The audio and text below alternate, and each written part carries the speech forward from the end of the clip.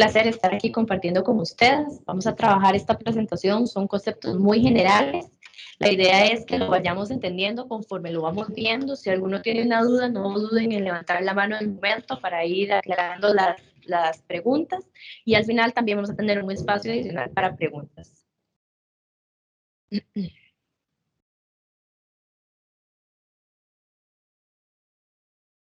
Ok, bueno, la ley 9635 consta de 4 títulos para efectos nuestros, en general de los costarricenses hay 2 que son muy importantes, que es la primera, lo que es la reforma integral de la ley del impuesto sobre ventas, que así se llamaba anteriormente, a partir del 1 de julio se llamará la ley del impuesto al valor agregado. ¿Qué quiere decir? Que con la entrada en vigencia a partir del 1 de julio, ya lo que es todo el régimen de ventas muere para nosotros y empezaría a aplicar esta nueva reforma.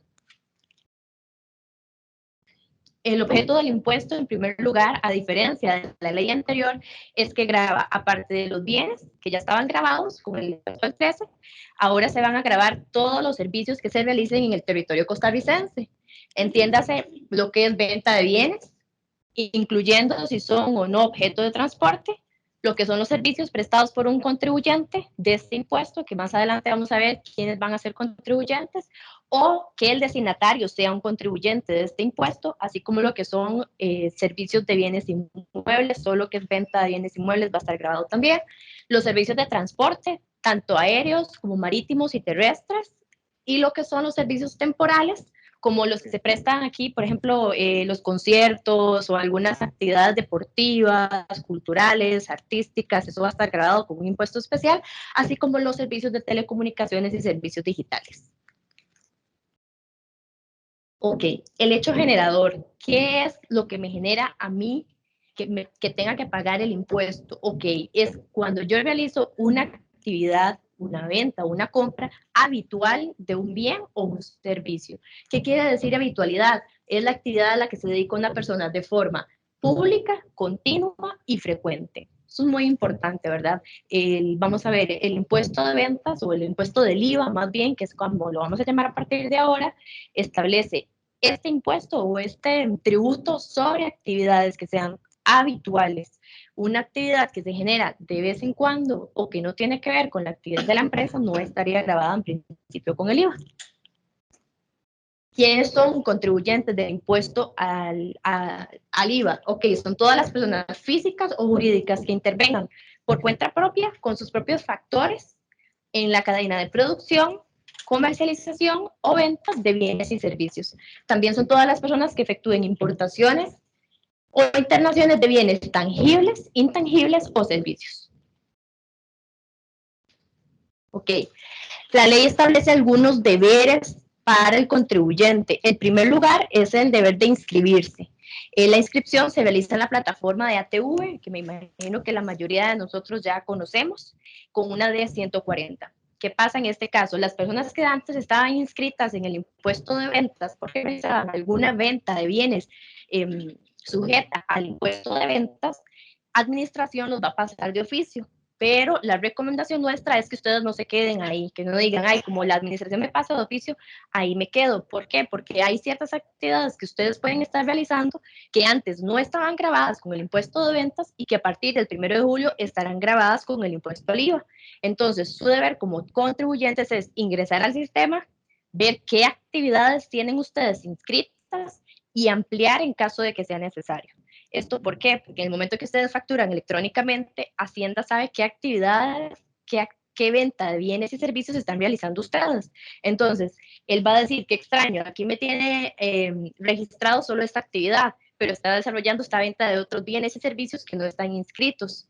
Y eso tiene una sanción a la que no podemos exponernos. Entonces, ¿cuál es nuestra recomendación? En primer lugar, ingresar a la TV, ingresar a lo que es las declaraciones de las D140, que es la información del contribuyente, verificar qué actividades tienen inscritas hasta el momento y ampliar en caso de que sea necesario. Aquí es importante aclararles que igual, aunque ustedes no hagan la inscripción, eso no los va a eximir el pago del impuesto. Entonces, tal vez uno dice, ay, no voy a inscribir la actividad para no tener que declararla. Ahí el impuesto le va a empezar a correr y le va a empezar a correr con los intereses. Entonces, es importante que hagan esta ampliación de las actividades. La constancia de inscripción con todas las actividades que ustedes desarrollen debe estar visible en su negocio, como lo está la patente municipal o los permisos del Ministerio de Salud, etc. Otras obligaciones que establece la ley para los contribuyentes es, primero, que es el que con el que más hemos tenido acercamiento en ese tiempo, que es lo que es referente a la factura electrónica. Entonces, la primera obligación, extender factura electrónica. Aquí hay que tener especial atención con el régimen simplificado, que sería el único que ahorita está exento del deber de emitir factura electrónica. De ahí en fuera, todos los negocios deberían emitir factura electrónica, llevar los registros contables en la forma y condiciones que va a establecer el reglamento y consignar su número de inscripción, que sería el que viene aquí en la fórmula, en todas las declaraciones, los comprobantes de depósito y la comunicación que presenten o dirijan a la administración tributaria. Ok, a diferencia de la ley anterior, que era una ley muy abierta, ¿por qué? Porque establecía un impuesto únicamente sobre bienes. Entonces, todos los servicios teníamos entendidos que no estaban dentro de la aplicación del impuesto y estaban libres, ¿verdad? Ahora la ley establece claramente qué bienes y qué servicios estarán exentos o no sujetos a la ley. Todo lo que no esté ahí, en principio, el 13. Vamos a ver que ya no es una ley abierta, sino que es sumamente taxativa. En primer lugar, tenemos los supuestos de exenciones. El primero es todas las exportaciones de bienes, lo que se trabaje en depósitos aduaneros también está exento.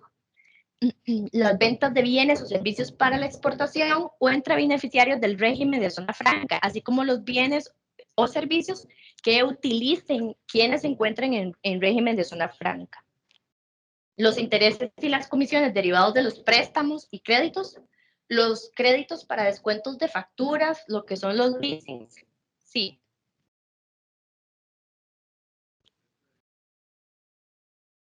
Sí.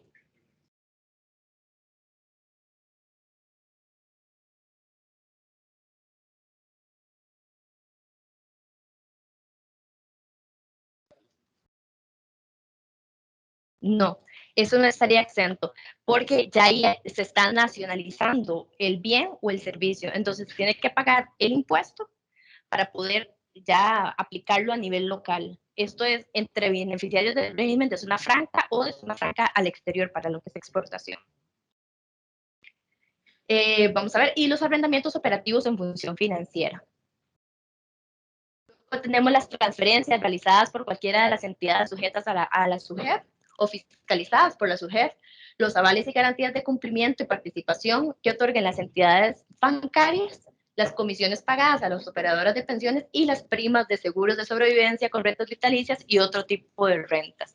Aquí es importante aclarar, ¿verdad?, que son las comisiones y las primas lo que está exento. Luego tenemos aquí un punto que ha llamado mucho la atención, que son los arrendamientos. Aquí hay que tener especial cuidado porque establece dos requisitos especiales. Tienen que cumplirse los dos para que le aplique la exención. El primero es que sea para vivienda, es decir, los arrendamientos comerciales de locales comerciales no están exentos, esos pagan el 13. Únicamente son los arrendamientos de vivienda, que incluye lo que es menaje o accesorios, la cochera o la bodega o ese tipo de cosas, todo lo accesorio a la vivienda está exento, siempre y cuando la renta mensual sea igual o inferior a 1.5 salarios básicos, que son aproximadamente 650,000 colones. Entonces, vamos a ver, para este monto se hizo un estudio con el INEC y se comprobó que la mayoría de personas en el país paga una renta igual o inferior a estos 650,000 colones. Entonces, los que paguen eso son exentos del 13. Y los arrendamientos utilizados por las micro o pequeñas empresas que estén inscritas en el MEIC o en el MAC, dependiendo de cómo del giro comercial, ¿verdad? Con cuál institución les corresponda. Luego tenemos lo que es el suministro de energía eléctrica residencial, así como el agua residencial. ¿Qué quiere decir? Que el consumo de agua y de luz de mi local comercial no está exento. Lo que está exento es lo de mi casa. En el caso del suministro de energía eléctrica, establece un tope mensual de 280 kilowatts y en el caso de lo que es consumo de agua residencial, de 30 metros cúbicos por mes. y el autoconsumo de bienes. Luego lo que es la venta, importación de equipo para personas con discapacidad está exento. Los bienes y servicios que venda, preste o compre la Cruz Roja Costarricense, así como el cuerpo de bomberos y lo que corresponde a los aranceles por matrícula y cursos de universidades públicas. Luego, aquí en el punto 18 es muy importante aclarar, ok, anteriormente yo decía, ay, yo le vendo a una fundación sin fines de lucro o a una asociación igual, sin fines de lucro o con un interés social, está exento. No, ahora la ley claramente establece qué fundaciones y asociaciones estarán exentas. De nuevo, si no están en esta lista, pagan el 13, ya sea para la compra o para la venta de bienes y servicios. En este caso tenemos la Fundación Ayúdanos a Ayudar, la de los Prohospital Nacional de Niños, la Fundación para el Rescate y Protección del Patrimonio de la Casa Presidencial y la Asociación de Obras del Espíritu Santo. Entonces, en principio, solo estas 5 estarían exentas del pago del IVA. Ahí hay que hacer para cada caso un análisis especial, porque hay fundaciones o asociaciones que en su creación, por leyes especiales, están exentas. Habría que analizarlo, porque en principio, vamos a ver, esta ley es posterior. Entonces, las exenciones aplicarían para el momento en que se crearon esas fundaciones y hasta este momento. Esta ley ya vendría a quitarles la exención, digamos, a partir del 1 de julio, entonces habría que analizarlo. Lo que es compra y de bienes y servicios que haga la FER, con las cooperativas y las asociaciones solidaristas es muy complicado porque ellos estaban exentos, ya no lo van a estar. Ya para ellos murió la exención a partir del 1 de julio. Entonces ellos entrarán con lo que es el 13%, sí. El uso de espacio publicitario o promocional exclusivo para fines propios realizado por las televisoras y emisoras de radio. Estos, por ejemplo, Teletica, que utiliza dentro de su espacio publicitario.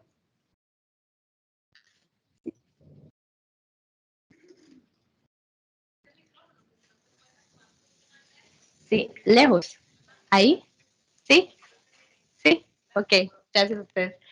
El uso de espacio publicitario promocional para fines propios, les decía, por ejemplo, Teletica, que utiliza de su espacio promocional para promocionar sus propios productos, sus propios programas.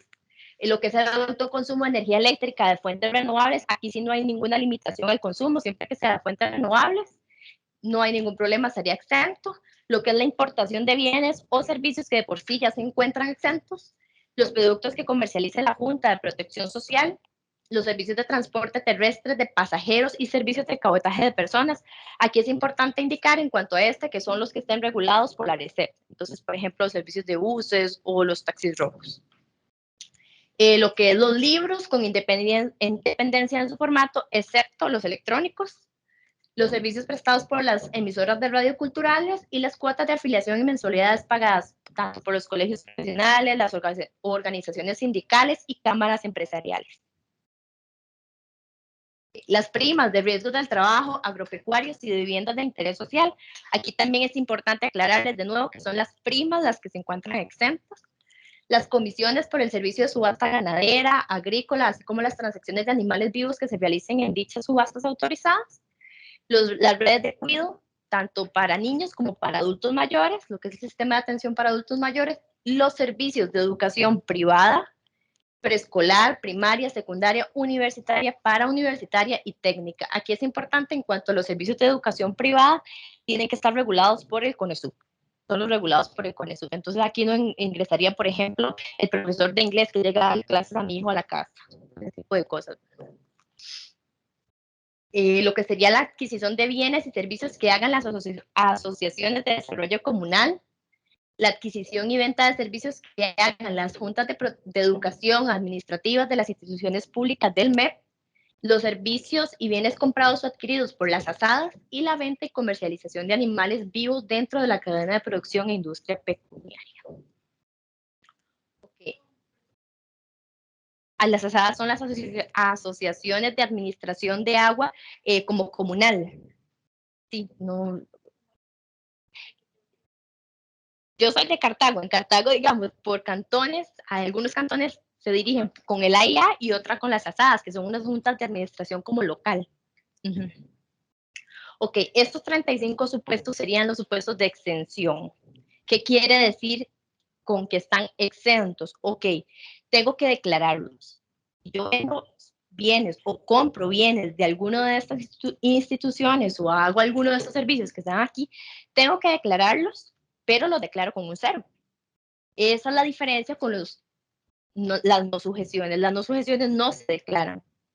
Esa es la gran diferencia entre uno y otro, y que para efectos prácticos es cuando hay que tener cuidado, ¿verdad? Porque todo lo exento se tiene que declarar, pero se declara con un cero. Los no sujetos simplemente no se declara. Igual es un cero. Sí, tiene que ser sin el 13, porque es para consumo de una empresa en el régimen de zona franca, exacto. ¿Alguna otra consulta? ¿Seguimos? Ok, que no está sujeto al impuesto y por lo tanto no lo declaro. Ok, uno, los bienes que compra, venda o preste la Caja Costarricense de Seguro Social. En segundo lugar, todos los bienes que venda, preste o adquieran las corporaciones municipales, las municipalidades. Los traspasos de bienes inmuebles, inmuebles registrables, grabados con el impuesto a la transferencia. Entonces, todo lo que yo necesite transferir y que tenga que inscribirse en registro no está afecto al impuesto del IVA. ¿Por qué? Porque ya tiene su propio impuesto de la transferencia. Lo que es la transmisión de la totalidad del patrimonio o una o varias líneas de negocio del contribuyente en casos de reorganización. Esto es, por ejemplo, cuando ahora se utiliza mucho el tema de la figura de la holding, ¿verdad? Que es una empresa madre, una sociedad madre, para administrar otras sociedades hijas. Entonces, toda esta reestructuración en este marco o en este sistema no estaría sujeto al IVA. Lo que es el suministro de muestras gratuitas de bienes sin valor comercial estimable, las prestaciones de servicio de demostración a título gratuito, el suministro de empresas o objetos de carácter publicitario. Estos últimos tres es publicidad para mi propia empresa, para mi propio negocio, ¿verdad? Entonces no está sujeto al IVA. Lo que es los servicios prestados por personas físicas en régimen de dependencia, que sería básicamente los asalariados, el suministro de bienes y prestaciones de servicios realizados directamente por los entes públicos, el suministro de bienes y prestación de servicios a título gratuito que sean obligatorios para el sujeto en virtud de normas jurídicas o convenios colectivos, la entrega de dinero a título de contraprestación o pago y la venta de combustibles. Igual la venta de combustibles es por el mismo tema de los bienes inmuebles, que ya la venta de combustibles tiene su propio impuesto selectivo de consumo, entonces no se puede generar una doble imposición, entonces queda nada más con el impuesto de consumo. Ok, sí. Ajá. Entre empresas de un mismo grupo, exacto. Sí, señor.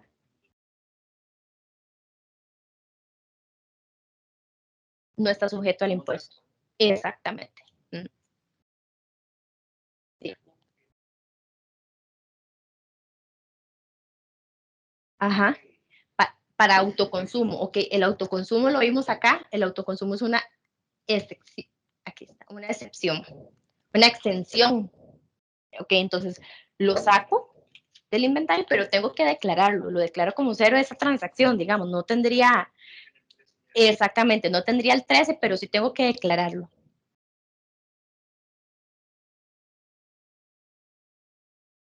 Ok, bueno, la tarifa general es la tarifa que básicamente tenía el impuesto de ventas ya, que es la del 13%.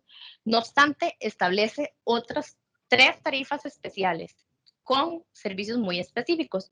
En primer lugar, una tarifa del 4%, que es para la compra de boletos o pasajes aéreos nacionales o dentro del territorio nacional. Entonces, que del Tobías Bolaños al de Liberia o esos son un 4%. Los que son la compra de vuelos internacionales, es decir, con origen o destino de Costa Rica, pero un país del extranjero como contraparte, se cobra un 4%, pero sobre el 10% del valor del boleto, no sobre el valor total del boleto, ¿verdad? Y lo que son los servicios de salud privados, esos están afectos a un 4%. Con un 2% tenemos todos los medicamentos y los insumos necesarios para su producción, los servicios de educación privada, Ok, ¿cuál es la diferencia entre los servicios que vimos anteriores y estos? Estos servicios de educación privada son, por ejemplo, los servicios extracurriculares, las clases de inglés aparte que le pago a mis hijos, o las clases de fútbol, o de taekwondo, o de karate, todos esos servicios que no están regulados por el CONESUB, pero que son educación privada, están incluidos al 2%. Compra de venta de bienes y servicios que hagan las instituciones superiores de enseñanza, y el 1%, que es la famosa canasta básica, y los productos veterinarios. Ok. ¿Cómo determino yo cuál es el impuesto que tengo que pagar? Ok. Vamos a ver, el impuesto que tengo que pagar se calcula por la diferencia entre el débito fiscal y el crédito fiscal. El débito fiscal es el impuesto que yo facturo. Entonces, cuando yo vendo un bien o un servicio, mi obligación está en, dentro de la factura, establecer un subtotal con el valor del servicio o del bien, incluir el 13% y hacer una suma total. Ese total va a incluir el 13%. El débito es ese 13% que yo le estoy cobrando a mi cliente o consumidor final. El crédito fiscal, por otra parte, es el impuesto que yo pago cuando adquiero bienes o servicios que son necesarios para mi actividad comercial. Entonces, la diferencia entre ese impuesto que yo cobro y ese impuesto que yo pago es la base sobre la cual pago el impuesto del IVA. En principio, solo están sujetas a IVA todas aquellas actividades que estén no exentas y no sujetas al impuesto del IVA. ¿Qué quiere decir? Que, por ejemplo, si yo le vendo a la caja está no sujeta al IVA. Entonces, lo que yo le venda no me lo puedo acreditar después. ¿Ok? Eso es importante tenerlo en cuenta. Todo contribuyente, sí.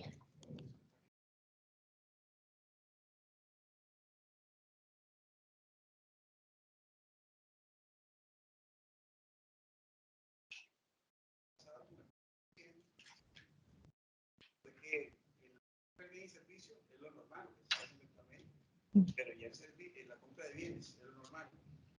Pero el servicio entonces, ese por ciento, pero lo que no voy a acreditar yo, un crédito fiscal para pagar menos impuestos. Técnicamente usted puede acreditarse, como le digo, todo lo que no esté exento ni sujeto y que usted haya comprado o adquirido para poder brindar ese servicio. Entonces, para cada caso en especial, hay que ver, ¿verdad?, qué servicios o qué bienes adquirió usted que le den derecho a ese crédito y que con eso se pueda después brindar su servicio. No sé si, sí, caballero. Sí, sí, más adelante vamos a hablar porque en respecto a las operaciones con el Estado, ahí hay una particularidad que la vamos a ver más adelante. Sí, con gusto.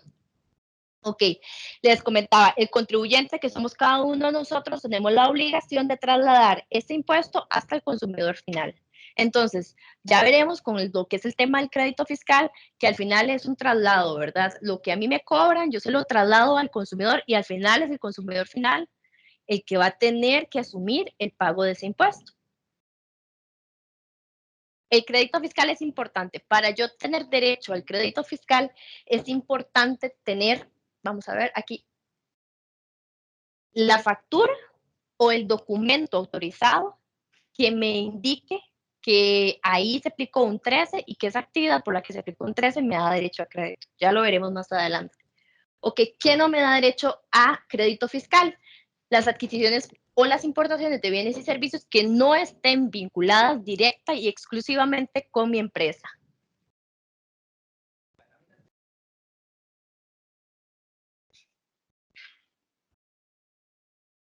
El débito. El débito, sí. Ajá. ¿Sí? Mi precio más el 13. Uh-huh.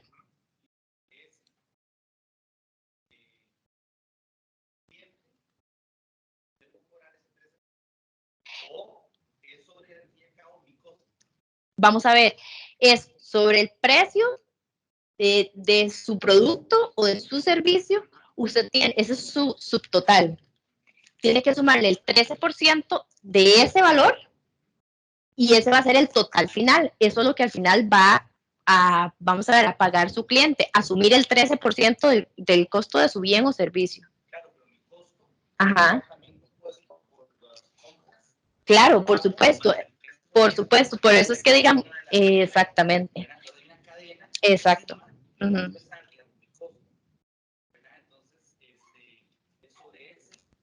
Ah. Claro, usted como, exactamente.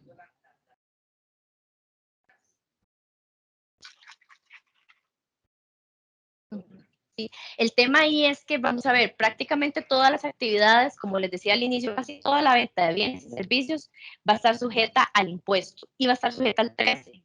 Es muy difícil, son unos gremios muy específicos que tendrán acceso a las tarifas reducidas. Entonces, si yo pagué con el 13, todas las actividades que compré, tuve que pagar el 13, puedo acreditarme el 13. Entonces, al final, si usted puede acreditarse el 13, en realidad no se suma el costo, porque usted lo va a ir acreditando y trasladando. Ya lo vamos a ver más adelante cómo funciona lo que es la aplicación del crédito fiscal, que es un tema un poco denso, pero en términos generales lo veremos para que lo comprendan. ¿Cuándo se traslada el impuesto al costo? Cuando yo no puedo acreditarme el 13. Exacto, por ejemplo, que compré un tiquete aéreo, ok, un tiquete aéreo. Si yo si el impuesto es solo del 4%, yo me puedo acreditar en proporción a ese impuesto, es decir, al 4%. Entonces, hay una parte adicional, que es la diferencia entre 13 y 4, que usted no va a poder acreditarse y tendrá que asumirla al costo. Entonces, usted, como proveedor de un bien o servicio, tiene que valorar para modificar los precios de sus productos, porque obviamente usted no lo va a asumir como un costo. Aquí nadie está para estarle pagando el impuesto a los demás, ¿verdad? Exacto, exacto. Lo que pasa es que ya vamos a ver con el Estado la particularidad que hay. Ok, les explicaba entonces que no me da derecho a crédito fiscal, lo que es la adquisición o la importación de bienes o servicios que estén vinculados directa y exclusivamente con la actividad de mi empresa y que no está vinculado, ok, ni los bienes o derechos que no figuren en mi contabilidad, ni los bienes o derechos que no se integren dentro del patrimonio. Okay. También hay algunas exclusiones y restricciones al crédito fiscal. Hay algunas cosas que uno lee en la ley y le parecen muy obvias, pero uno supondría que la gente seguro va a la administración y pregunta. Entonces, para ser un poco más claro, la ley en algunas cosas es un poco,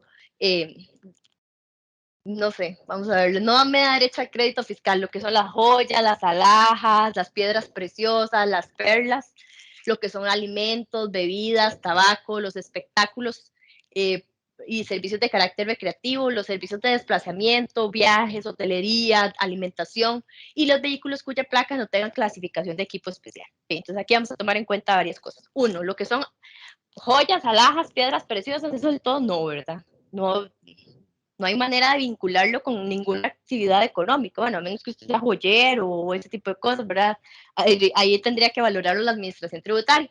Lo que son alimentos, bebidas, el tabaco del todo no, alimentos y bebidas, ok, ¿qué pasa si, y aquí sumado con lo que son los servicios de desplazamiento, qué pasa si yo voy al extranjero o a otra provincia a visitar un prospecto de cliente? Y ahí pagué hospedaje, pagué tiquetes aéreos, pagué alimentación, pagué bebidas, gastos de representación, digamos así, como le decimos todos, ¿verdad?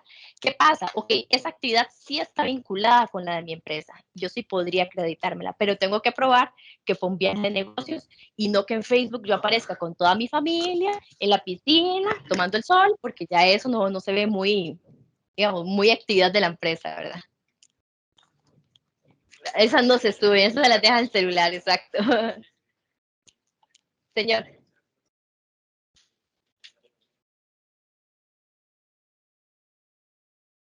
Sí.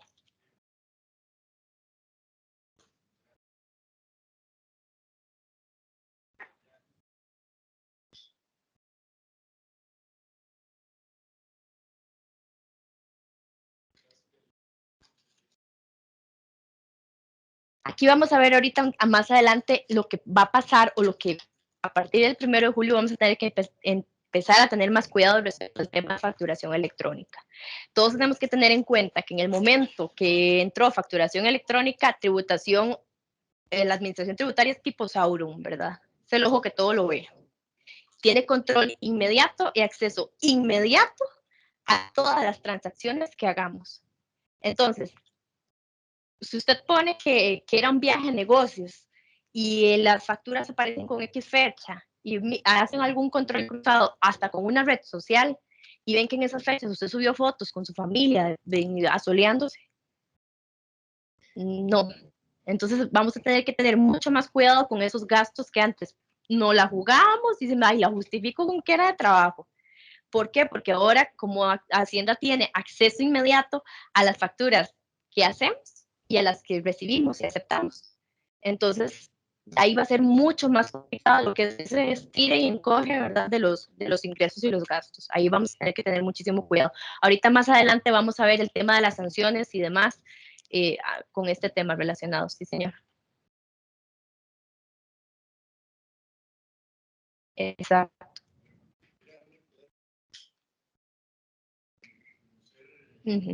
Física.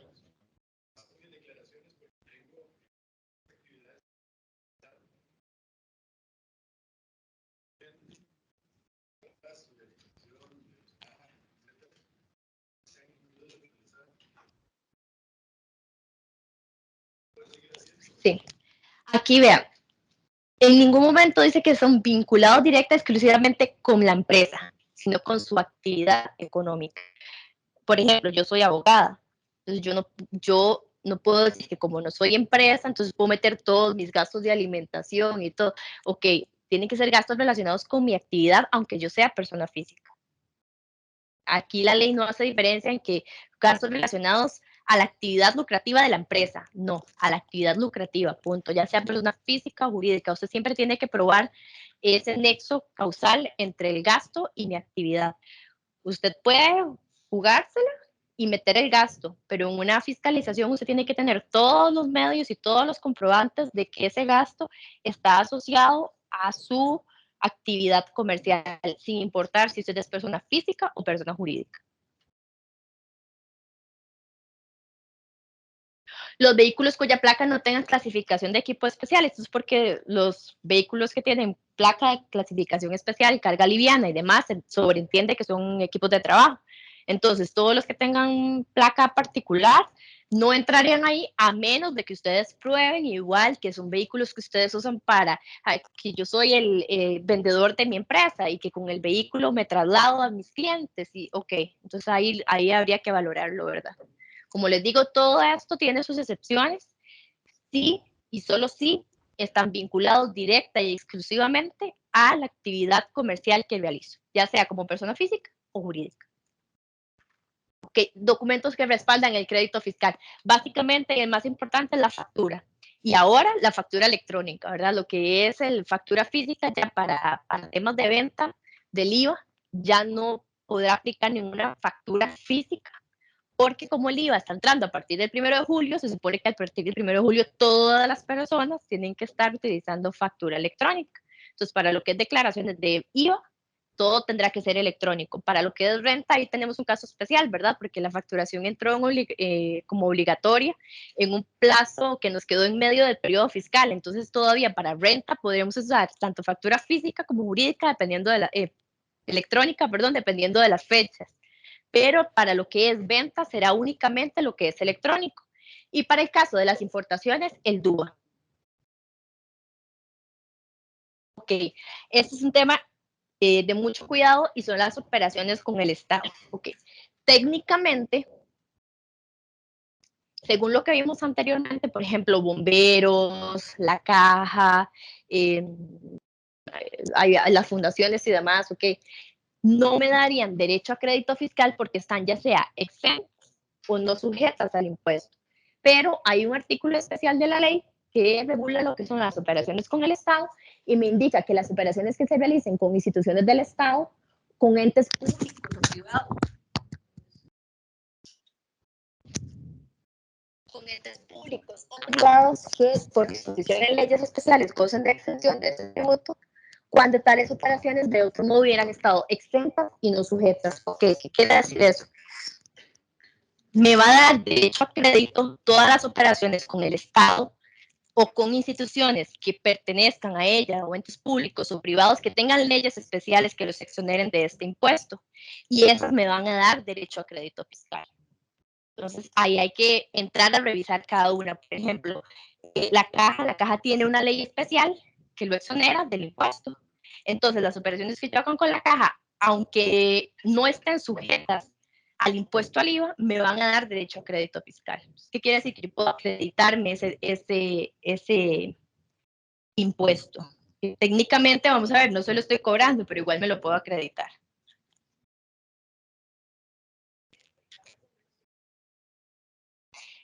Es por el tema de inmunidad fiscal. O sea, es por el tema de que usted es para proteger al proveedor del servicio o del bien. ¿Por qué? Porque usted para realizar o para venderle a la caja, por ejemplo, usted tuvo que asumir impuestos o comprar servicios o importar servicios o bienes. Entonces, ¿qué hace usted? Sería injusto que usted ya después no se lo pueda trasladar al consumidor final. Entonces, ¿qué hace la ley? Lo protege a usted para que usted pueda acreditarse el 13, para que se defienda de esos bienes o servicios que adquirió para prestar ese bien o servicio final. ¿Perdón? Esto es para crédito fiscal, esto le aplica para ventas, para IVA. No están registradas, no. No, el problema, ese es el problema que hay con esto. Uno tiene que ir a cada institución y meterse y revisar si tiene una exención del impuesto y si le va a seguir aplicando para saber si me puedo acreditar o no. Entonces, lo ideal es que usted le pregunte, por ejemplo, a la institución. Lo que yo recomiendo, en primer lugar, es que usted le pregunte a la institución, porque téngalo por seguro que la institución es la primera que va a preguntar, ¿voy a seguir exonerado? Entonces, pregúntale a la institución, ¿usted va a seguir exonerado? Ok, para saber yo con qué reglas estoy jugando. Porque si no hay una lista específica de instituciones estatales o entes públicos o privados que gocen de esas exenciones por leyes especiales. En caso de que no esté, uno tiene que asumir el costo. Exacto, no se trasladaría como un crédito, sino como un costo de su bien o servicio. Señor.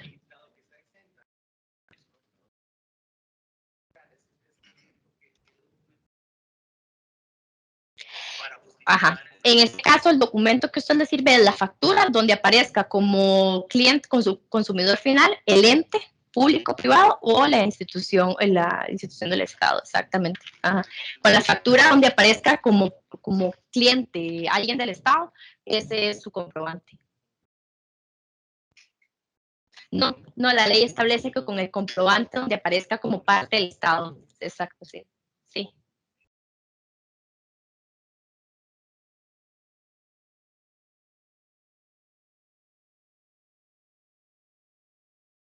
Pero a un tercero que no es la caja. Ajá, a la caja. Exactamente. Entonces, por eso exactamente, por eso es que usted tiene derecho al crédito por esa operación, porque si no, usted tendría que asumirlo totalmente como costo. Al usted poder acreditárselo, usted ahí compensa. Uh -huh.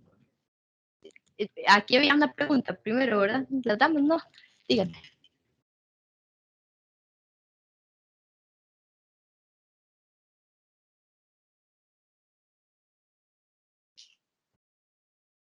Sí, ahí no hay problema, ¿verdad? El régimen de zona franca es diferente a institución del Estado. Sí, ahí usted tiene que asumirlo como costo porque la zona franca no tiene una excepción como esta para el Estado, sí. ¿Alguna otra pregunta? ¿No? Continuamos.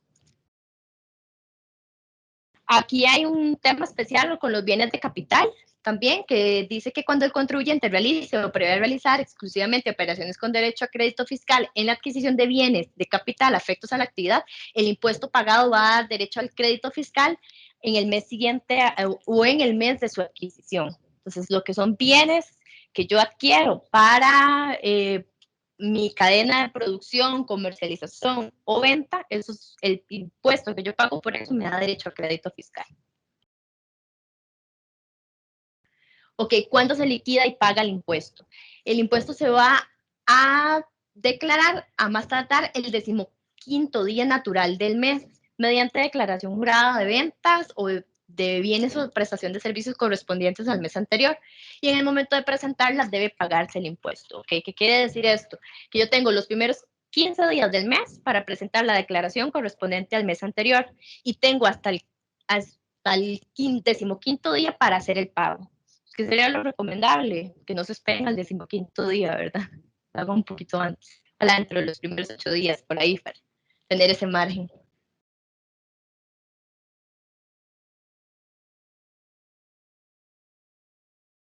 Sí. Sí, eso es un tema complicado y que pasa muchísimo, ¿verdad? Que yo le facturo al cliente y la factura le doy 60 días para que pague, por ejemplo. Ahí tendrán que asumirlo, tendrán que asumir el pago del impuesto final y cuando el cliente se los pague, sí, sí es jugársela, porque dice, el cliente no les paga, que ustedes pagaron ese impuesto.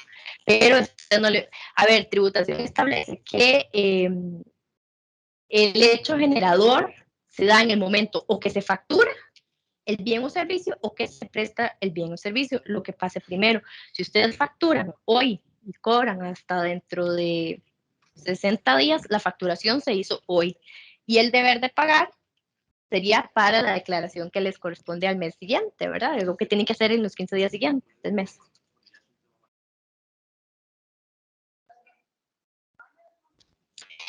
Un impuesto no, pero usted podría, vamos a ver, la negociación que hace con usted exactamente a nivel privado con su cliente, ya eso, ustedes pueden establecer algún tipo de interés moratorio o ese tipo de cosas, ¿verdad? Para obligar un poco más al cliente si se pasara de los 60 días de factura, además, que me imagino que casi todos ya deben tener ese tipo de intereses o de multas, pero como un impuesto o algo, no, ¿verdad? Ya eso sí.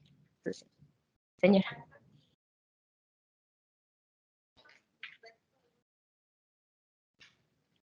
Usted lo pagó. Y es que es su deber porque usted lo facturó. El momento que usted lo facturó o prestó el bien o servicio, ahí nace la obligación de pagar el impuesto.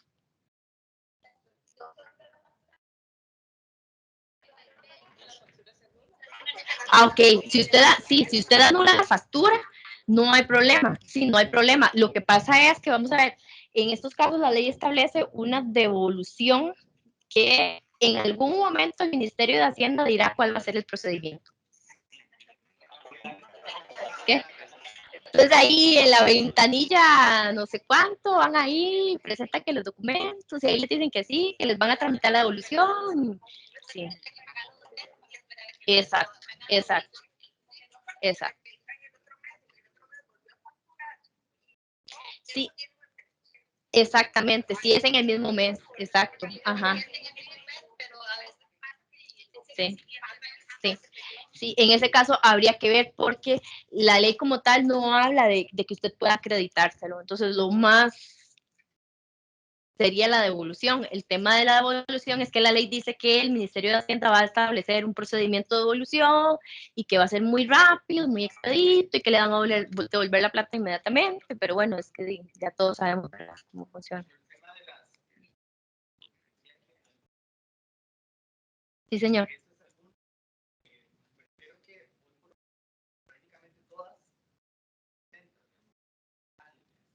Sí.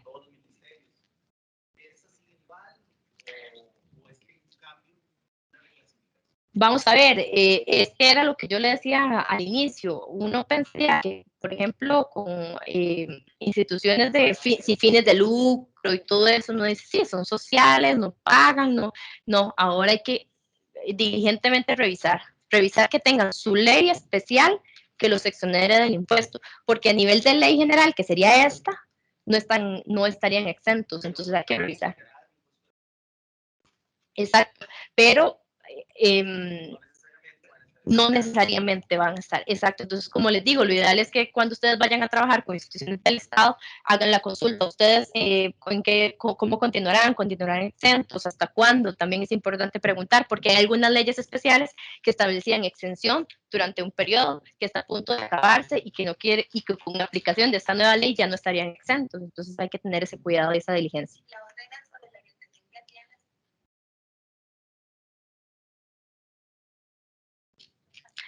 El tema de renta ahorita lo vamos a ver. Y esa parte no, para que adelantar, no cambió, digamos, esa parte no cambió, pero ya eso es en el impuesto de renta, ¿verdad? Que es diferente al que estamos viendo ahorita de IVA.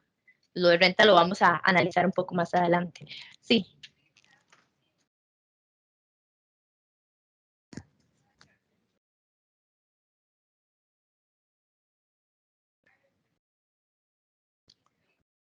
Ok, de renta lo vamos a ver más adelante, que es el primer periodo que tiene usted ahí. El del IVA, ok, eso es importantísimo. IVA va a ser una declaración mensual, los 15 de cada mes. Es la 15 es la fecha máxima para presentar la declaración y pagar el impuesto. Entonces, por eso yo les digo que no se esperen mejor al 15, mejor por ahí del 8, ustedes van presentando la declaración del mes anterior y tendrían hasta el 15 para hacer el pago del impuesto.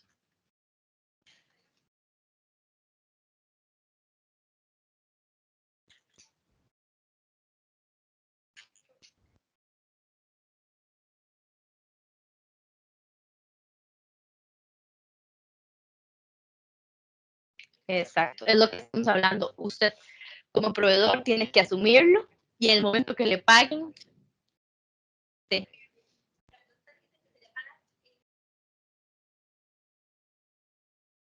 Exactamente, la primera declaración se presentaría a más tardar el 15 de agosto y se tendría hasta el 15 de agosto. Bueno, que el día de más sería el día hábil siguiente, se habilita el día hábil siguiente. Ajá. Perdón. La aplicación ya ha terminado, perdón. Ok, se supone que la ATV ya prácticamente está listo, ¿verdad? Para subir la fórmula con todos todo lo referente al crédito y estas cuestiones especiales, las tarifas reducidas, las exportaciones.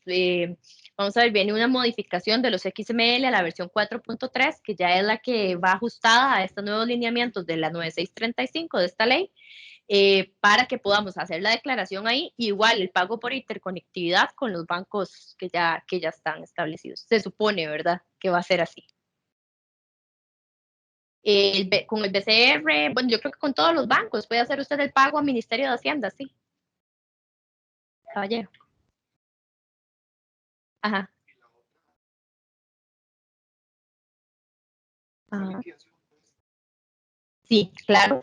Puede ser que el crédito que tenga yo sea mayor al débito y eso me causa un saldo a favor que puedo aplicar, ya sea en el mismo impuesto de IVA en los meses siguientes o inclusive en el de la renta o en cualquier otro. Sí, si usted para el siguiente mes con ese saldo a favor le cubre el siguiente mes, usted lo que hace es aplicarlo, aplica el saldo a favor. Entonces no, ahí no hay ningún problema. El crédito puede ser superior al débito fiscal, que significa para ustedes su saldo a favor. Ok, bueno, sí, dígame.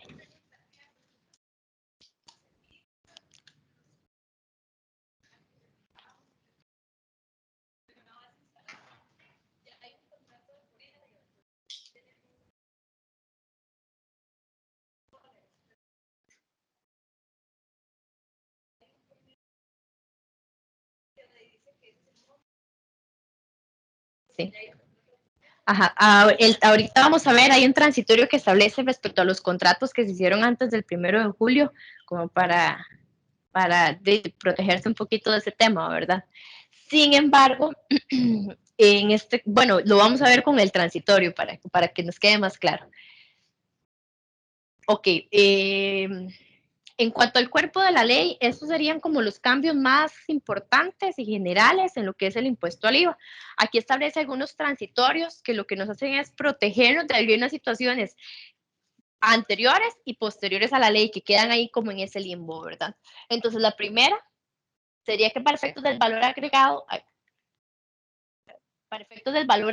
se van a entender grabados los servicios prestados con posterioridad a la entrada en vigencia de la ley, aun y cuando por acto, convenio o contrato se haya originado esa obligación antes. Entonces, si el contrato, no importa, se hizo antes del 1 de julio, pero el servicio se presta después, se va a entender grabado a partir del momento en que se presta, aunque el contrato sea de antes.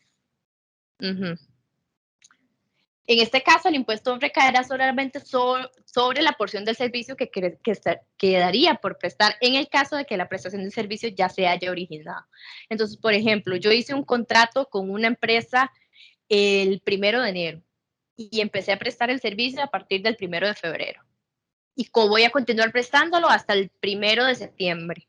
El impuesto solo va a recaer desde el 1 de julio hasta el 1 de septiembre sobre esa porción del servicio que presté. Todo lo que es anterior a la ley, ahí no aplicaría el impuesto.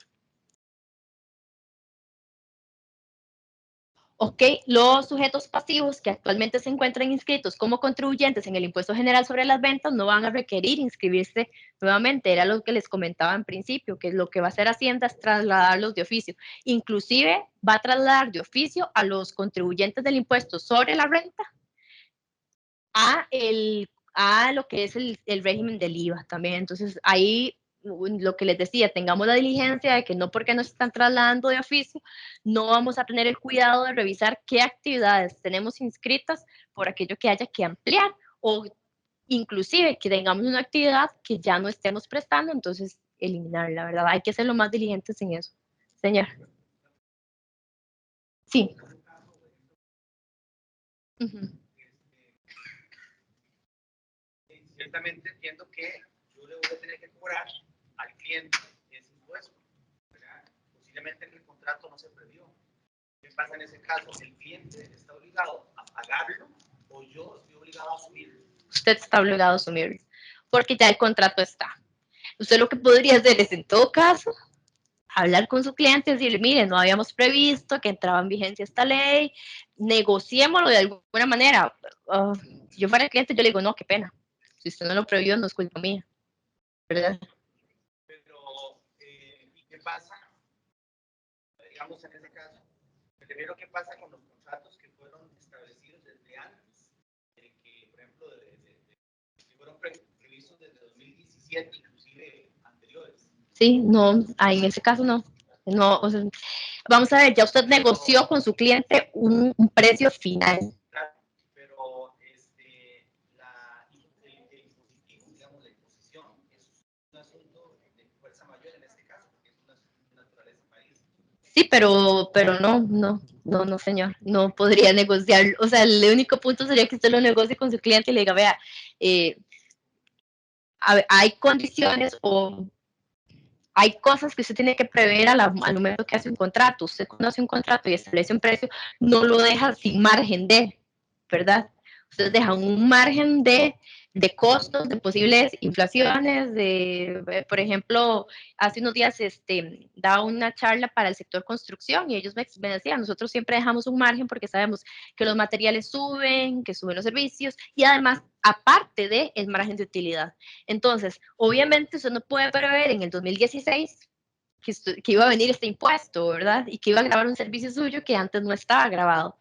Pero usted no puede llegar y decirle al cliente, mire, es que el contrato ya no, digamos, el cliente le va a decir, no, qué pena, usted dentro de su margen de, ahí tiene que caerle, si no, asúmalo, porque yo como consumidor ya yo firmé con usted un contrato por un precio final. ¿Sí? Caballero.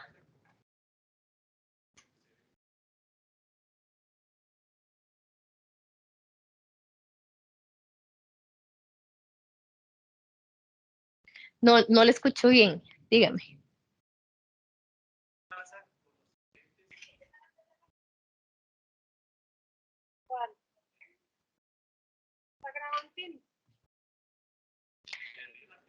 Sí, tiene que asumirse como costo. Tiene que asumirse como costo.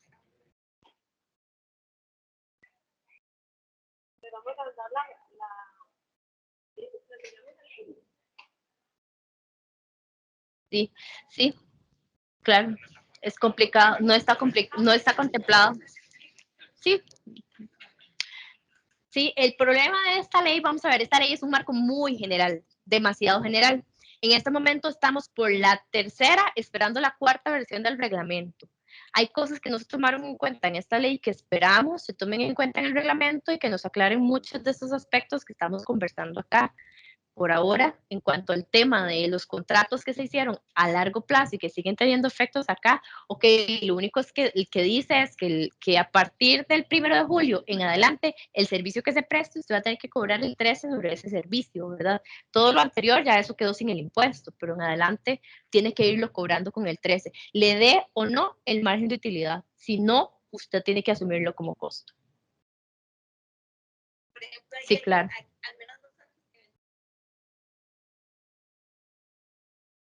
Uh-huh.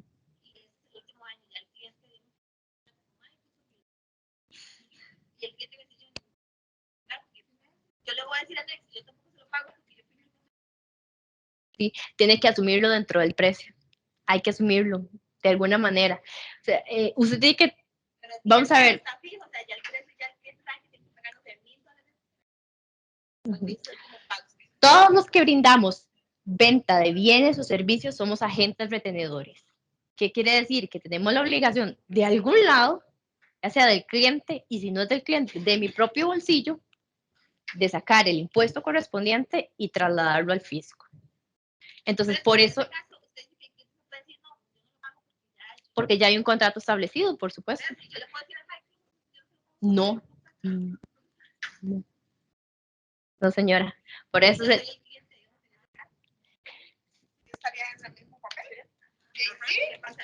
Exacto, sí, pero vamos a ver, ahí el que...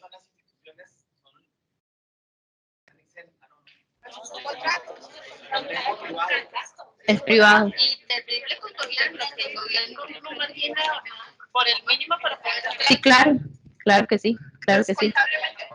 Lo que pasa es que recuerde que con el gobierno, si ellos están exentos, usted puede acreditárselo, entonces al final no es un costo para usted, porque usted va a poder acreditarlo. Pues, ¿perdón? Sí, hay que revisarlos. Los que no están exentos hay que asumirlo como costo. Y es bastante difícil, sobre todo los sectores que trabajan mucho con gobierno, les va a golpear muchísimo. Las tarifas reducidas, uno pensaría que las tarifas reducidas, qué bueno, tengo que pagar menos impuestos, pero no, en realidad ahí hay que, el resto, la diferencia entre la tarifa reducida y el 13, hay que asumirlo. Y yo como proveedor, no, era lo que ellos decían, yo no lo asumo, yo se lo traslado al cliente, al final el cliente o el consumidor final es el que va a pagar más. Entonces, aquí hay muchas... ¿Ese costo se va a poder acreditar? No, no. Entonces sería un gasto. No, es un gasto no deducible. Eso será un gasto no deducible. Exacto. Mm. Dígame.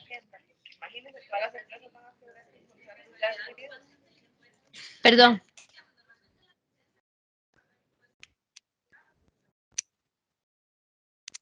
El software antes no era... Ajá, exacto. Ahora sí. Vamos con el 13. Con el 13, sí.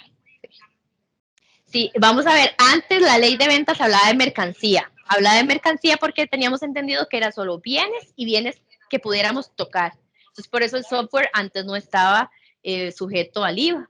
Ahora se habla de bienes y servicios porque los bienes incluye lo que son bienes tangibles que podemos tocar y bienes intangibles como el software. Entonces, por eso es que antes no estaba grabado y ahora va a estar grabado.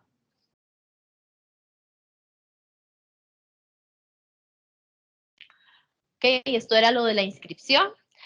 Vamos a ver, hay algunos servicios muy específicos que van a tener una tarifa del 13 al final, pero que van a entrar paulatinos, que son sectores como un poco más golpeados, lo que es el tema construcción, para lo que son ingenieros, arquitectos, topógrafos y construcción de obra civil.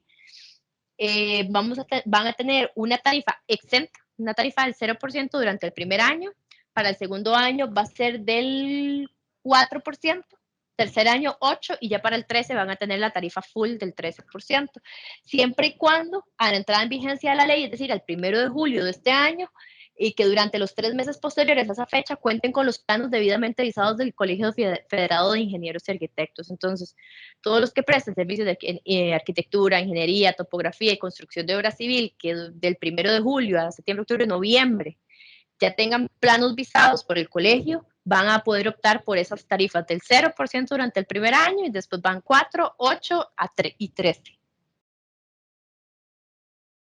Ok, bueno, esto sería todo respecto, o el marco más general respecto a lo que es impuesto de ventas, o de IVA más bien. Y vamos a ver un poquito también lo que es el tema de renta. Ajá. Dice que las instituciones públicas que estaban exoneradas seguirán exoneradas y que para el próximo periodo presupuestario deberán tomar en consideración el impuesto de ventas o de IVA e incluirlo dentro de los presupuestos para los siguientes años. Sin embargo, estamos esperando el reglamento porque no sabemos si son todas las instituciones públicas o si serán algunas taxativas. Solo dice instituciones públicas, exacto. Sin embargo, sí hemos hecho la consulta y lo que estamos esperando es el reglamento porque no se sabe si serán todas o serán unas o a qué se refiere ese transitorio. Ok, bueno, como les mencionaba, el título segundo de esta ley, que también es importante para nosotros, es la reforma parcial a la ley 7052, que es la ley del impuesto sobre la renta. Ahora se va a llamar impuesto a los ingresos y utilidades. Okay. Este título no hace una reforma total del impuesto de renta como si lo hace la del IVA. Eso solo cambia algunos artículos, incluye algunas nuevas regulaciones. Por ejemplo, en el artículo primero, establece el impuesto sobre las utilidades para personas físicas o jurídicas que desarrollen actividades lucrativas en el país. Es un impuesto meramente territorial. ¿Qué quiere decir? Que es sobre servicios prestados o recibidos o bienes utilizados en el país únicamente. El hecho generador es la percepción o el devengo de rentas procedentes de actividades lucrativas de fuente costarricense. Y hay algo muy importante, también incluye el tema de rentas de capital y las ganancias y pérdidas de capital, que antes esto no estaba regulado con el impuesto de renta y a partir de ahora estarán grabados con este impuesto. Ok, el concepto de renta, que también lo incluye, como para hacerlo más claro para todos, que son los ingresos o beneficios de fuente costarricense generados en el territorio nacional provenientes ya sea de servicios prestados en el país, de bienes situados en el país o de capitales utilizados en el país que se obtengan durante el periodo fiscal de acuerdo con las disposiciones de esta ley. Se agrega un artículo primero bis que establece cuáles son los elementos patrimoniales afectos a la actividad lucrativa y indica que son todos los necesarios y útiles para la obtención de rendimientos. ¿Qué no se consideran afectos? Aquellos destinados al uso particular del titular de la actividad o sus familiares. Entonces aquí vamos un poco relacionado con el tema de qué me da derecho a crédito del IVA, ¿verdad? También, entonces todo lo que esté relacionado con mi actividad comercial también puedo incluirlo como un gasto deducible. Y como un elemento patrimonial afecto a mi actividad lucrativa. Uso particular, igual vamos a lo mismo, que el carro con el que paseamos con la familia. Obviamente eso no es parte de mi actividad lucrativa. Los que no configuren en la contabilidad o en los libros o registros oficiales de la actividad, los activos representativos de participación en fondos propios y aquellos que se utilicen simultáneamente para actividad personal y para la actividad de la empresa, salvo que sean en días u horas inhábiles. Que también se hace una reforma al artículo 2 que establece quiénes son los contribuyentes y agrega que son todas las personas jurídicas, independientemente si realizan o no una actividad lucrativa. ¿Qué quiere decir? Que todas las sociedades, aunque realicen o no una actividad lucrativa, son contribuyentes del impuesto sobre la renta. También, bueno, aclara el término de establecimiento permanente como cualquier sitio o lugar fijo de negocios en el que se desarrolle total o parcialmente la actividad esencial de la persona no domiciliada. Esto es porque establece que las personas no domiciliadas que tengan un establecimiento permanente en Costa Rica, con estas condiciones, será contribuyente del impuesto sobre la renta. Oye, o sea, soy yo. Y me dice... Ok, aquí hay una reforma muy importante, creo que es de las más importantes y las que más tenemos que ponerle atención en cuanto al impuesto sobre la renta y es el periodo del impuesto, que actualmente lo teníamos del 1 de octubre al 30 de septiembre del año siguiente. Ahora se va a establecer un periodo fiscal de año natural, es decir, del 1 de enero al 31 de diciembre. Aquí nos surge una duda que lo hemos conversado un montón, que es qué va a pasar entonces este año. ¿Qué vamos a tener que hacer este año con la declaración? Ok, la ley establece que lo que vamos a hacer es una declaración igual desde el 1 de octubre del año anterior al 30 de septiembre de este año. y se va a hacer una segunda declaración por los 3 meses que quedan. Eso es lo que establece la ley. Ahora, me imagino que algunos han escuchado de este famoso periodo de 15 meses. Ok, ¿qué pasa con esto? Esto es una propuesta que nos está haciendo la tercera versión del reglamento, pero es una propuesta. El reglamento todavía no está vigente. Entonces, si a la entrada en vigencia de la ley y durante los meses siguientes no tenemos todavía el reglamento, que puede pasar, es algo que tememos mucho, no sabemos si el reglamento va a estar listo para el 1 de julio, porque la ley en realidad es bastante ambigua en muchos términos y el reglamento, la verdad es que a mi percepción personal, yo no creo que vaya a estar listo. Esperaría que sí, pero no.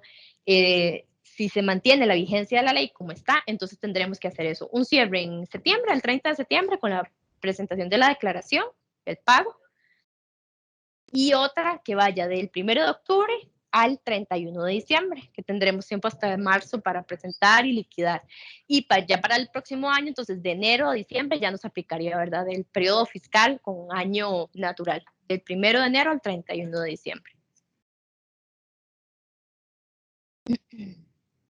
Ok, también se reforma los artículos 5 y 6 en cuanto a lo que es la renta bruta y establece que todos los contribuyentes que tributen bajo este título, que efectúen operaciones en moneda extranjera que incidan en la determinación de su renta gravable, deberán utilizar para la conversión lo que es el tipo de cambio de venta establecido por el Banco Central de Costa Rica. Eso es importante porque antes la ley de ventas no nos decía qué tipo de cambio, nos decía nada más el tipo de cambio, pero no sabemos si de venta, si de compra, entonces uno lo hacía dependiendo de cuál le funcionara mejor. Ahora no, ahora se establece que es el tipo de cambio de venta que establezca el Banco Central de Costa Rica, no el Banco Nacional, ni el BCR, ni el Scotia, no, el Banco Central.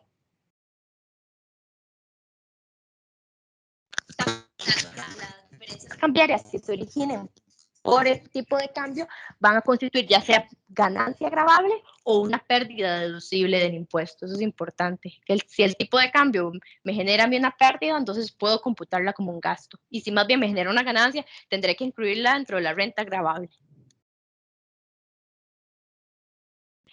¿Qué no forma parte de la renta bruta? Ok, no forma parte de las ganancias de capital grabadas en un capítulo especial que incluye esta reforma, que es el capítulo de rentas de capital y ganancias y pérdidas de capital, salvo que las derivadas de bienes o derechos afectos a la actividad del contribuyente o bien cuando sean una actividad habitual. También están exentas las ganancias de capital obtenidas por las sociedades mercantiles que desarrollan una actividad lucrativa en virtud de enajenación de acciones y otros títulos de participación en fondos propios. Y no forma parte tampoco de la renta bruta lo que es la distribución de dividendos cuando el socio sea otra actividad domiciliada en Costa Rica que tenga una actividad lucrativa y esté sujeto a este impuesto. Entonces, a ver, pongamos otra vez el ejemplo de la holding, ¿verdad? Y a veces la gente que creamos la holding para administrar otras sociedades, pero no le ponemos una actividad lucrativa. Entonces, la partición ahí de dividendos que hagamos entre las empresas fijas y la holding estarían grabadas, excepto si esta holding tiene una actividad lucrativa. Entonces, lo importante, la recomendación sería póngale una actividad lucrativa.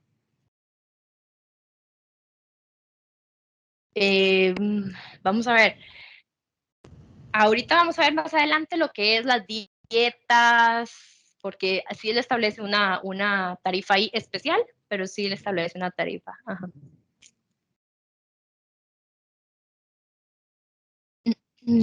También se reforma el artículo 8 en cuanto a lo que son los gastos deducibles y establece como deducibles de la renta bruta los intereses y otros gastos financieros pagados o incurridos durante el periodo fiscal en virtud de la actividad económica que desarrollo o relacionados con el manejo del negocio, excepto las que deban capitalizarse contablemente.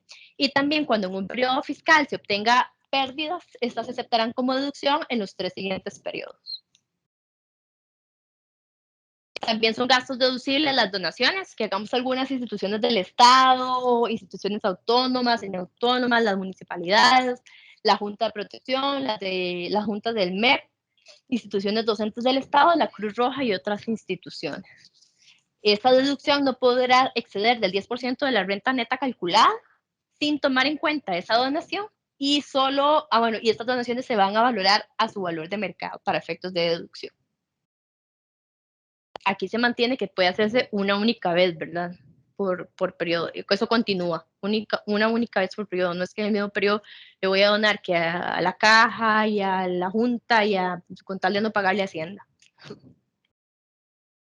Aquí también se hace un cambio en cuanto a lo que es la tarifa del impuesto para las personas jurídicas. Anteriormente teníamos el impuesto del 10, 20 y 30, ¿verdad? Para personas jurídicas. Ahora se establece, se mantiene, vamos a ver, la del 30 para personas jurídicas cuyo ingreso o renta bruta sea superior a los 106 millones de colones. Si es inferior a los 106 millones de colones, les va a aplicar estas tarifas paulatinas. Entonces, por ejemplo, mi empresa genera una renta bruta de 100 millones de colones. Le resto los gastos, que fueron 50 millones. Entonces, mi renta bruta no supera los 106. Ok, me aplica. Entonces, de los 0 a los 5 millones, me aplica esta tarifa del 5%. De los 5 millones a los 7,5 de mi renta neta, el 10%. De los 7,5 millones a los 10 de mi renta neta anual, el 15%, y sobre el exceso de esos 10 millones me aplica el 20%, hasta llegar a los 106, que es el tope, ¿verdad?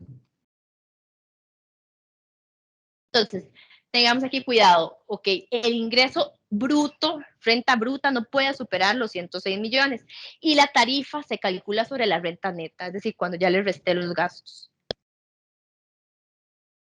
Ok, establece algunos beneficios fiscales para los que son las micro y pequeñas empresas inscritas en el MEI y el MAC, de un 0% del impuesto sobre el valor de las utilidades, del impuesto sobre las utilidades en el primer año de actividades comerciales, después de un 25% en el segundo año, y de un 50% del impuesto al partir del, el tercer año de actividades.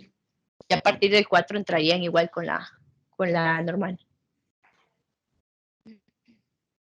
Que esto también es un cambio muy importante a nivel del impuesto sobre la renta, y es que se incluye un capítulo sobre el régimen de rentas de capital y ganancias y pérdidas de capital. Entonces, el objetivo precisamente son estas rentas generadas por capital, así como las ganancias y pérdidas que deriven de este. Y también incluye lo que son las diferencias cambiarias originadas en activos o pasivos que resulten entre el momento de realización de la operación y el de percepción del ingreso o del pasivo. Ok, ¿qué me incluye? Aquí hay 3 tipos. Dentro de este capítulo se incluyen 3 tipos de renta, lo que es la renta de capital inmobiliario, la renta de capital mobiliario y lo que son las pérdidas y ganancias de capital. Como rentas de capital inmobiliario tenemos lo que proviene de arrendamiento,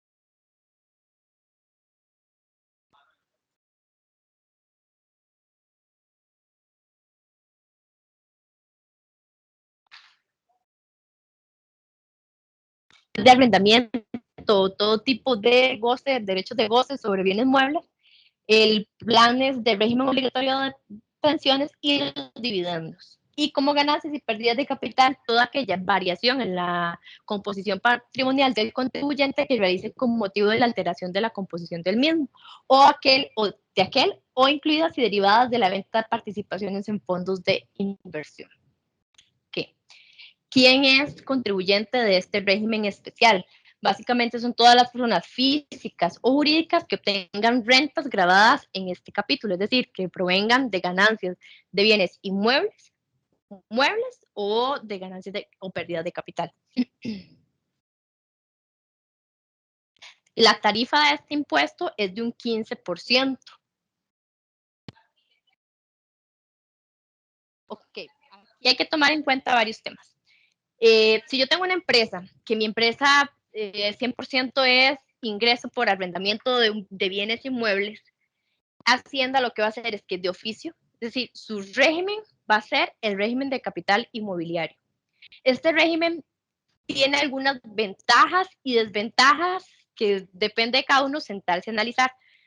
Ok, el régimen fijo va a ser este, y usted puede optar por el régimen tradicional. Ustedes me van a decir, pero si mi ingreso es por arrendamiento, a mí me sirve más que me cobren el 15, a que me cobren el 30, ¿verdad? Ok, ¿cuál es el tema? El régimen de ganancias de capital y de capital inmobiliario me faculta a poder computarme un 15% de gastos sin necesidad de probarlos. Entonces, ¿qué quiere decir? Que en mi declaración pongo los ingresos por arrendamientos y demás y pongo los 15% de gastos y Hacienda no va a llegar y me va a decir, mire, para ver sus gastos. No, no hay ningún problema. Pero, ¿qué pasa si mis gastos son superiores a ese 15%? Entonces, me sirve más estar en el régimen tradicional para poder computar más gastos. Entonces, ahí es una cuestión de sentarse y hacer análisis. Ok, normalmente cuando yo tengo estos ingresos por capital inmobiliario o mobiliario, ¿cuántos son los gastos aproximados que yo computo? Si son menos del 15, me sirve estar dentro de este régimen para aplicarme un 15 sin necesidad de probarlo. Pero si son más del 15, me sirve más el régimen tradicional. Entonces, esos son números que hay que ir haciendo para verificar cuál de los dos le sirve más. Ahora, la tarifa del impuesto de rentas de capital es de un 15. Entonces también tendría que valorar, ok, aquí pongo menos gastos, pero la tarifa es menos. Aquí pongo más gastos, pero la tarifa es más. Entonces son ejercicios numéricos que cada uno tiene que hacer para verificar cuál régimen le sirve más. Lo importante aquí es que de oficio la administración, si mis ingresos son por arrendamiento, por ejemplo, de oficio la administración me va a poner en el régimen de capital, de rentas de capital. Entonces, si a mí no me sirve, yo tengo que ir y comunicarlo a la administración para que me traslade al régimen tradicional y por obligación debo mantenerme en este régimen por 5 años, también para evitar que la gente esté oscilando, que este mes me sirvió más en este régimen y que el otro mes me sirvió más en el otro. No, la administración no le va a permitir eso. Entonces, lo ideal es que hagan los números a un mediano, largo plazo para que definan cuál régimen les va a servir más. Ok, también establece unas tarifas diferentes en cuanto al impuesto por el trabajo personal dependiente. Recuerden, bueno, esto va escalonado, ¿verdad? De acuerdo al ingreso neto de cada uno. Cambió un poco las escalas, entonces ahora sobre el exceso entre 1.199.000 y hasta 2.103.000 varía un 15%. De 2.103.000 a 4.205.000 un 20%. 4 millones y sobre el exceso de 4.205.000 el 25%. Exacto, sí, ahora pusieron 15, 20 y 25. No, ya es exacto, va más bien es a partir de 1.199.000 el 15 y todo lo que es anterior a eso es exento. El mínimo exento y los montos de los tramos indicados serán actualizados anualmente. Exacto, ese se elimina, Exacto, exactamente, exactamente. Entonces, y claro, suben el mínimo, ¿verdad? Eran de 800 algo, ahora lo subieron a 1.199.000. Entonces, todo lo que esté por debajo de eso está exento.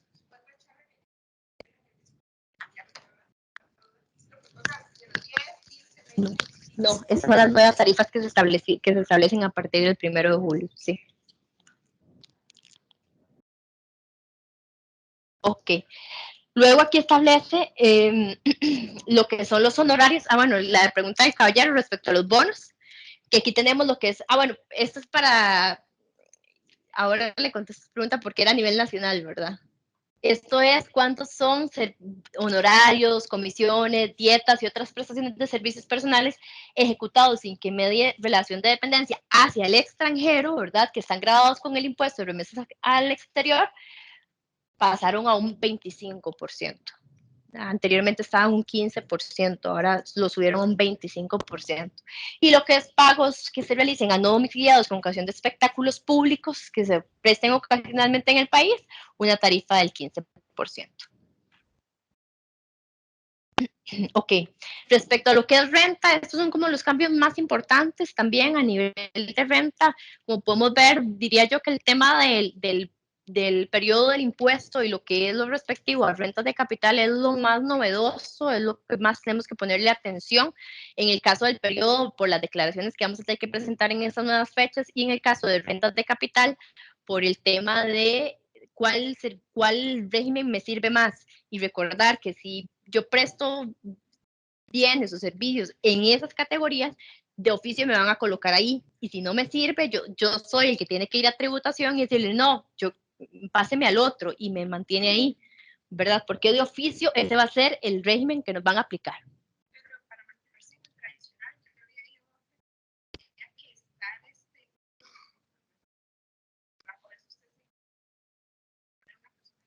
¿cierto? Contratado una persona, ¿cierto? Ajá, sí. Que eso también es algo que hay que valorar, porque entonces ya tener una persona en planilla me significa pago de la caja, pago de seguros, pago de su salario, ajá, aguinaldo, prestaciones. Entonces, todas esas son cosas que hay que valorar a la hora de ver cuál de los dos regímenes nos sirve más. Esta ley también establece algunos transitorios que son importantes para la aplicación ahí de este limbo que vamos a tener entre la entrada en vigencia de la ley y la anterior. Aquellos contribuyentes cuyo nuevo periodo impositivo no coincida con el que tenían operación tendrán la obligación de presentar una segunda declaración por el periodo no cubierto que desde el primer día siguiente al cierre del periodo anterior al 31 de diciembre del mismo año. Era lo que les decía, ¿verdad? Vamos a tener que presentar declaración de la renta punto 1 ¿verdad?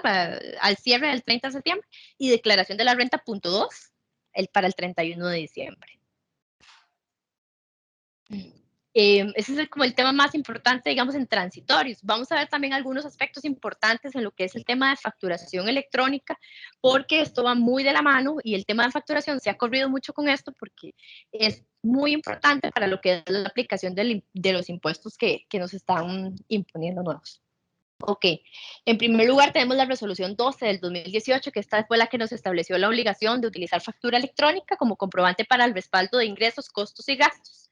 Y el incumplimiento de la obligación señalada en la presente resolución da fundamento para que se aplique la sanción establecida en el Código 83 de Normas y Procedimientos Tributarios. El tiempo que debo guardar los comprobantes, ok, los PDFs y los XML debo guardarlos por un mínimo de 5 años. ¿Qué información debe contener la factura? La identificación del obligado tributario, el detalle de la mercancía o servicio prestado. Esto es muy importante porque hay clientes, bueno, hay proveedores que se la juegan y ponen que, por ejemplo, abarrotes varios para el supermercado, ¿verdad? Entonces hay algunos que van con unas tarifas, otros que van con otras, entonces ahí se la juegan, ¿no? La resolución establece que debe detallarse el bien o el servicio que se está brindando, lo que es el valor de la mercancía, el precio de neta de venta y el monto del impuesto equivalente a la tarifa sobre el precio neto de venta. El tema de si puede ponerse en colones o en otra moneda, en realidad inicialmente decía que era en colones, ahora la nueva resolución, las modificaciones que le han hecho, dice que se puede hacer en dólares también, no hay ningún problema. Siempre y cuando en dólares ustedes tienen que poner el detalle del tipo de cambio al que se está trabajando. El plazo de aceptación de facturas, aquí hubo un cambio a inicios de año, ¿verdad? En el 2019, respecto a la aceptación, porque originalmente era 8 días hábiles posteriores a la recepción de la factura. Ahora hay un plazo de 8 días posteriores al mes siguiente en que se efectuó la factura. ¿Qué quiere decir? Que si a mí la factura me la hicieron el 1 de marzo, yo tengo hasta el 8 de abril para aceptar la factura. Pero si la factura me la hicieron el 31 de marzo, también tengo tiempo solo hasta el 8 de abril para aceptar. Entonces hay que tener cuidado porque hay gente que dice que es un mes y una semana. No, son los 8 días siguientes al mes en que se hizo la factura. Entonces, si la factura se la hicieron en el 31 de marzo, es hasta el 8 de abril. Entonces hay que tener cuidado con eso porque se ha dado para malas interpretaciones. ¿Qué implicaciones prácticas tiene lo que es la facturación electrónica con el impuesto IVA y renta? Básicamente lo que les comentaba ahora del ojo de Sauron, ¿verdad? ¿Qué pasa? Que Administración Tributaria tiene acceso y registro inmediato de todas las transacciones que nosotros realicemos de manera electrónica.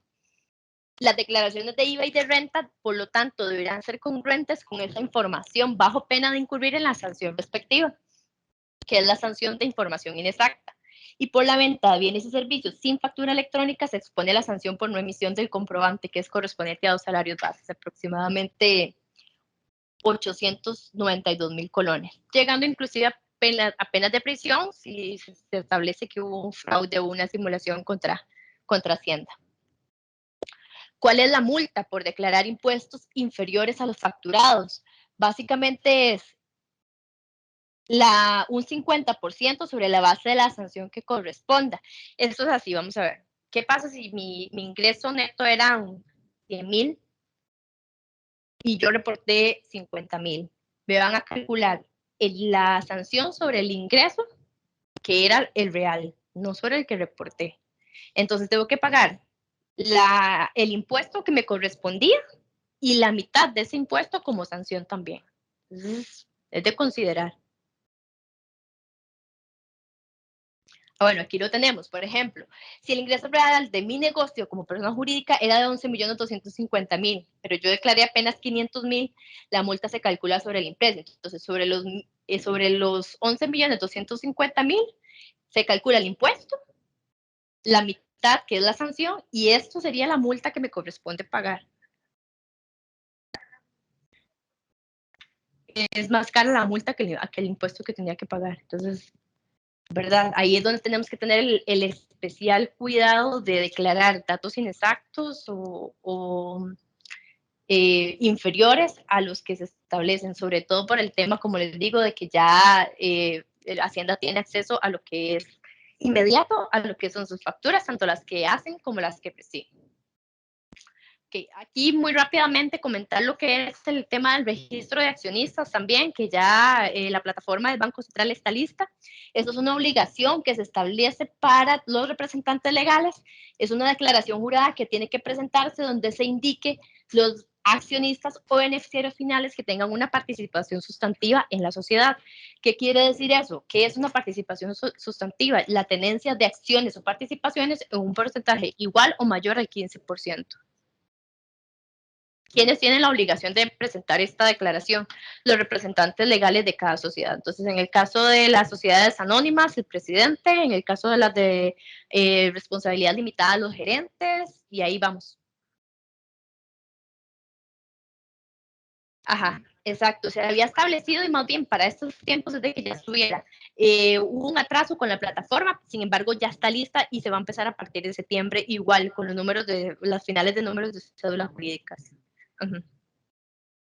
Inclusive ahorita ya se habilitó para los notarios públicos que podamos ingresar al sistema y reportar los poderes que otorguemos, porque, a ver, a veces no, el presidente no lo hace, sino que otorga un poder a alguien más para que esa persona sea la encargada de presentar esa declaración. Entonces nosotros como notarios ya podemos ingresar al sistema que está listo, ingresar ese poder para que quede registrada esa persona y pueda hacer la declaración en el mes que le corresponda. No, es anual. Es anual y hay una extraordinaria que ya la... Esto ya está vigente. Empieza, vamos a ver, las inscripciones o los registros a partir de septiembre. Va de septiembre, va la 0 y la 1, octubre la 2 y la 3, los que terminan así. Ok, vamos a ver, entonces, ¿quiénes están obligados? El representante legal de la sociedad o su apoderado. Las obligaciones, o con qué deben contar para poder hacer este registro. En primer lugar, la firma digital. Entonces, los representantes de sociedades que no tengan firma digital, corran a hacerla porque la van a necesitar. Deben ingresar al sistema del Banco Central, que ya está habilitado, y brindar una dirección de correo electrónico para efectos de notificación. ¿Cuándo se debe presentar la declaración? Es ordinaria, una vez al año, y extraordinaria cuando haya algún cambio en la participación accionaria y se incluya una persona que tenga un 15% o más de participación accionaria y se tiene dentro de los 15 días hábiles siguientes a partir de la anotación en el libro de accionistas para hacer esta declaración extraordinaria.